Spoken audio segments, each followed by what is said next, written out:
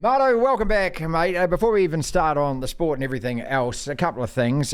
You were harassed and hounded at the urinal and had to buy men beers at the Reds game. What the hell was that about? Excellent opening question. No, mate. All right, so at Triple M, the Reds come in and do their podcast, Pull Up Your Socks Up or something or other. I was leaving the studio. I said, Big Ryan Smith, who plays second row for the Reds, and their hooker, Matt Fessler, they host it. I said, what are you blokes doing in here? And they said, we're doing a podcast. I said, you should get me on sometime. They said, what about now? And I went, anyway, it's time to go home. But yeah, okay. And then at the end, they said, now, would you do a big straight-to-camera moto and urging the Reds fans to get out? This is last Friday, urging the Reds fans to get out this weekend and watch the Reds when they're playing the Blues. And I did it to camera, and right at the end, I said, I'll tell you what, if you run into me at the footy, I'll buy you a beer. All right. So we'd had a couple because the Broncos had played beforehand in Caxton Street. We'd had a couple there. And so we wander in. Before we even got into the stadium, there was some bloke, him and his mate wanted 2 beers. I said, hold on. Wait until we get in there. Not even in yet, mate. Come on. I said when we're inside Suncorp Stadium, I said, but if you can find me. So then I went, Christ, this is going to be interesting because before I'd found my seat, there was another 2. I went, yeah, right. And then I went, no, just joking. I went and had a wee at half time. And in the urinal, one bloke piped up. He was too long. Had to tell him to keep his eyes down, eyes straight ahead, mate. Yeah, that's it. He said, Marto, buy me a beer. And then a few other blokes said, that's Marto. Oh, yeah, hey, yeah, you said you'd buy. Yeah, in the end, I said, righto, all 6 of you, let's go to the bar. And I was down 6 beers for people I'd never met before in my life. And 3 of them hadn't washed their hands.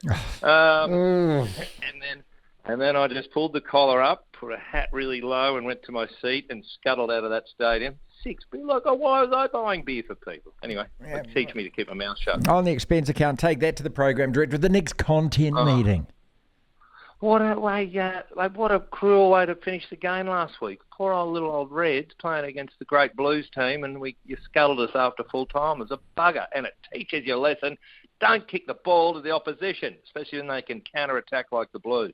Yeah, well, what's your thoughts this Crusaders game this weekend? Because they just belted the Rebels. They're getting some of their players back. Are they looking ominous and Yeah, they are, aren't they? They are, yes, of course they are, and we've got to go to Christchurch and play them, the most dangerous place on earth to play the buggers. We're in one of those hot mid-season holes, the Reds, so, I don't know. Yeah, once again, Australian rugby. Was it all Demetrio's fault, mate?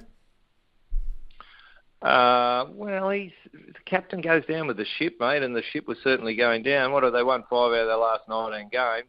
And they gave him warnings, right? They've got to fix things up. But he's been, I think the term would be latrelled. Wasn't able to control his star player, who's a bit too big for his boots, in my opinion. But wasn't able to control him, and it's cost him his job. Remember last year when they got rid of Sam Burgess? That's because he was trying to pull Cody Walker and Latrell. They're too big for their boots. They're just bigger than the club, or they think they are. And in team sport, no one is bigger than the team. But they've made it about them, so it's easier to get rid of the coach than it is to get rid of your star players, and he's another victim of that. Wayne Bennett could be coaching on his 100th birthday. He could still be an NRL coach at this rate. Yeah, look, we're going to be talking to Joel Gould from AAP shortly about that. It's incredible. He's going to, 75 next year. He must be, if he's not the oldest, he would be one of the oldest in the world, still coaching. Coaching at that level. He is incredible, and I know Wayne, and I know his background and everything, but for a 75-year-old, everyone listening, think about your fathers and grandfathers. What relevance do they have to you as a young man? None, but somehow he's kept relevant all this time, and I don't suppose I've spoken to anyone who he sacked. They still speak of him. These are grown men, speak of him in such loving terms, and I think because he grew up without a father, he had an alcoholic father, and they booted him out. I think he has taken upon himself his whole life. He's never drunk, but he's encouraging of his players to have a drink. So he doesn't shut things down, and he treats every one of them as an individual. He lets them train differently. He gets to know their families. He's quite brilliant at what he does. So as he goes, I'm unemployed at the end of this year. I'll need a job. What other 75-year-old goes, I better get another job? He's relentless. He must be bloody good. I've never been coached by him, but I admire him from a distance. Well, I wish that he'd treat every member of the media individually, because he just tars us all with the same brush, doesn't he? Except, of course, when he's selling a book. My God, he's a charming man when it comes to selling the book. I like him, though. I mean, even though I've never liked the teams he coaches, but I actually do like him. There's something about it. He's a difficult person, I reckon, not to like somehow. I do impersonations of Wayne on our show once or twice a week, and then when you run into Wayne in person and he says, "You happy with yourself? You happy with what you're doing?" In other words, have a look at yourself, mate. Have a look at yourself, yeah. It's a job, and someone has to do it, Wayne. I'm sorry. And then he has that little crooked smile that looks like he's having a stroke, but... Oh, good Lord, he can coach footy, can't he? Look, I do Mark Robinson impersonations. This is really easy. You don't even have to get the voice right. Let's be fan-centric in this space. Oh, that's great. Is that what he said? That's what he says. Oh. That's what he said. All right. If it wasn't Demetrio's fault, was it Paul Kent's fault?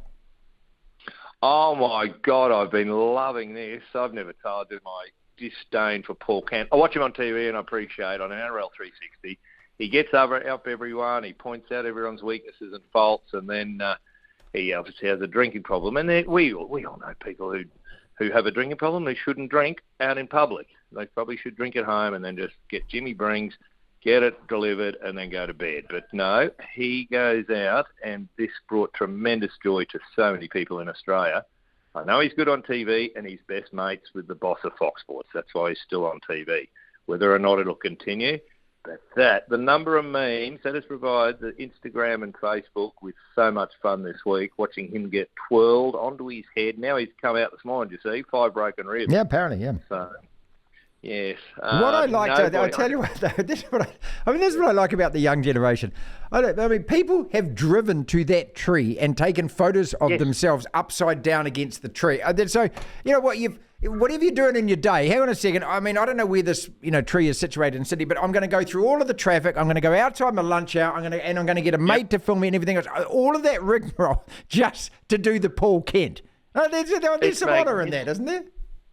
It's magnificent. It is unbelievably good. But you know what? It'll pop back up on TV because NRL 360 without someone to hate on it. I don't know. Do you guys watch it? I love the program. I love the. And look, you're exactly right. Look, Scott Robertson was on the show last year. I'm not name dropping, but Razor, your old mate, was on the show last year. And one of the things he actually said to us, and he got shut down, of course. He was told he's not allowed to say these things anymore. But he said, "Why can't we have rugby programs in New Zealand like that?" He said, "We're all over in Australia watching these programs." He said, "They're bloody great. Why can't we have a rugby discussion show like that?" He's never mentioned it again. Never mentioned it again.